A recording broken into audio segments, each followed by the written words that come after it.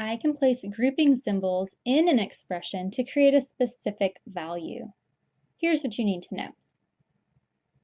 The order of operations is going to come in really handy as we're checking our work after we place the grouping symbols in our expression.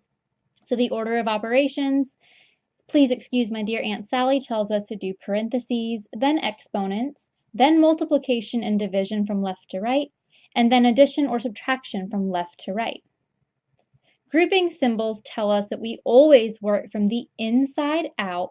So that's if you have, let's say, parentheses inside other parentheses, you start with the innermost set and then work your way out.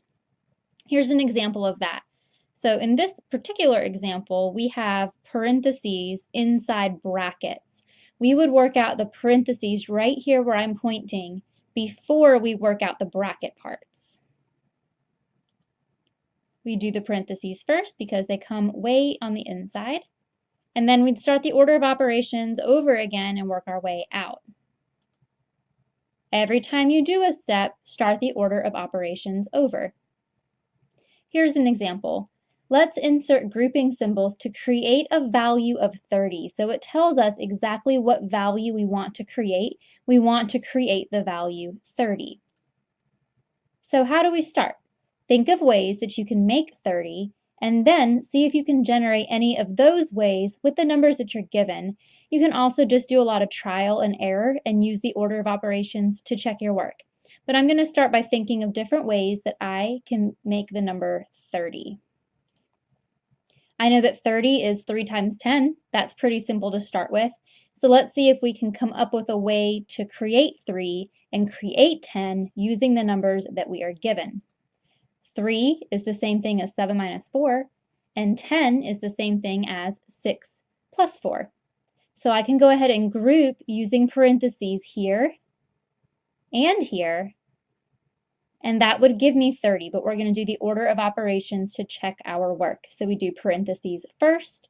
When I work out the parentheses, I do get 3 times 10, which gives me 30, which is exactly what we were trying to get in the first place. Go ahead and pause, try this one, we'll check it together. Insert grouping symbols to create a value of 20. So think, how can I make 20? Think of all the different ways that you can make the number 20, maybe by adding, by multiplying, there's lots of possibilities.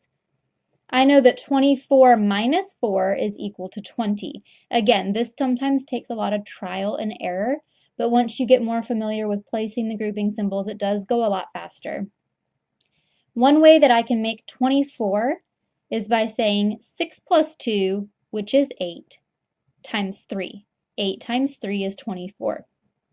Minus 4 is just minus 4. I can leave that exactly how it was given to me in my original expression. I don't even have to do anything with that to create the 24 and the minus 4 that I was looking for to give me the value of 20. We're going to do the order of operations to check our work.